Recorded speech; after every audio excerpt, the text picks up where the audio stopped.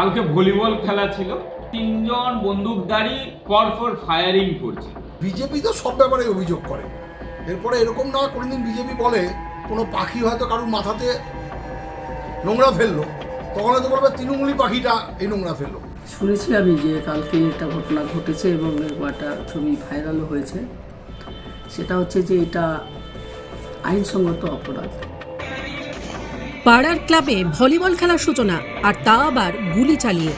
এই ছবি এই মুহূর্তে সামাজিক মাধ্যমে ভাইরাল। মালদার মানিকচক থানার নূরপুরের একটি ক্লাবের উদ্যোগে ভলিবল খেলার আয়োজন করা হয়েছিল, কিন্তু সেই খেলার সূচনা হলো শূন্যে গুলি চালিয়ে। মোট 4 রাউন্ড গুলি চালানো হয়, আর সেই ভিডিও সামাজিক মাধ্যমে প্রকাশ্যে আসতেই চাঞ্চল্য ছড়ালো মালদায়।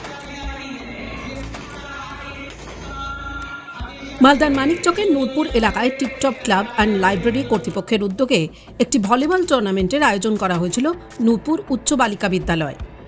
এই টুর্নামেন্টের সূচনাকে কেন্দ্র করেই গুলি চালানোর ছবি সামনে আসে।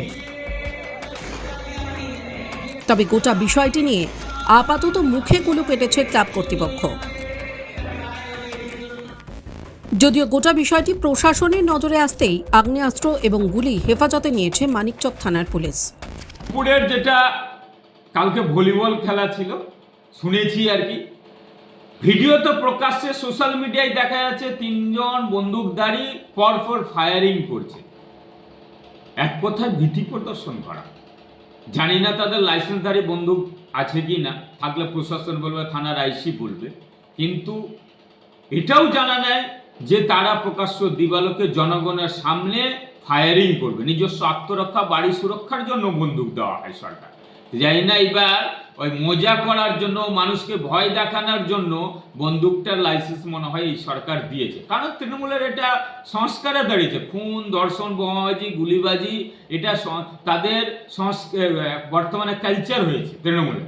মানিকচকের নূরপুরের যে ভলিবল টুর্নামেন্টের ওপেনিংয়ে আর্মস থেকে ফায়ার করে দিয়ে ওপেনিংয়ের কথা আপনারা বললেন, পুলিশ অলরেডি সেই আর্মসগুলোকে সিজ করেছে এবং তারা তদন্ত করে খতিয়ে দেখছে এই আর্মসগুলো ব্যবহারের জন্য ডিস্ট্রিক্ট ম্যাজিস্ট্রেট মালদার কাছ থেকে পারমিশন নেওয়া আছে কি নেই।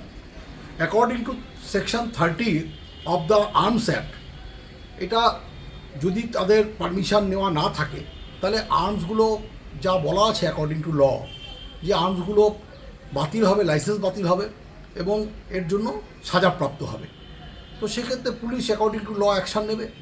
আর বিজেপি তো সব ব্যাপারে অভিযোগ করে, এরপরে এরকম না কোনোদিন বিজেপি বলে কোনো পাখি হয়তো কারুর মাথাতে নোংরা ফেললো, তখন হয়তো বলবে তৃণমূলী পাখিটা এই নোংরা ফেললো। বিজেপি কি বলছে সেটা ছাড়ুন তো। বিজেপি রাজ্যগুলোতে দেখুন আর্মসের মজুত করার জন্য তাদেরকে মালা দিয়ে বরণ করা হয়। শুনেছি আমি যে কালকে একটা ঘটনা ঘটেছে এবং একটা ছবি ভাইরালও হয়েছে। সেটা হচ্ছে যে এটা আইনসঙ্গত অপরাধ।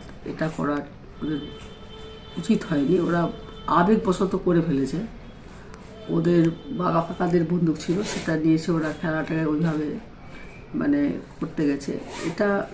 এটা যে কোনো জিনিসই একটা করলেও আমাদের ডিএমএসপি হিসাবে পারমিশন যদি দেয় তাহলে এটা করা যেতে পারে, যদি পারমিশন দেয় না দিলে এটা করা যায় না। যাই হোক, পুলিশ সমস্ত ওগুলো মানে বন্দুকগুলোকে রিকভারি করেছেন এবং উনি অ্যাকশন নিচ্ছেন। শূন্যে গুলি ছুড়ে ভলিবল টুর্নামেন্টের সূচনায় মালদার নূরপুরের এই ঘটনায় ইতিমধ্যেই অস্ত্র আইনে মামলা রুজু করেছে পুলিশ। পুলিশ জানিয়েছে বন্দুকগুলি লাইসেন্স প্রাপ্ত হলেও এই ঘটনায় তা যেভাবে ব্যবহার করা হয়েছে তা আইন বিরুদ্ধ। টাইমস নাও খবর।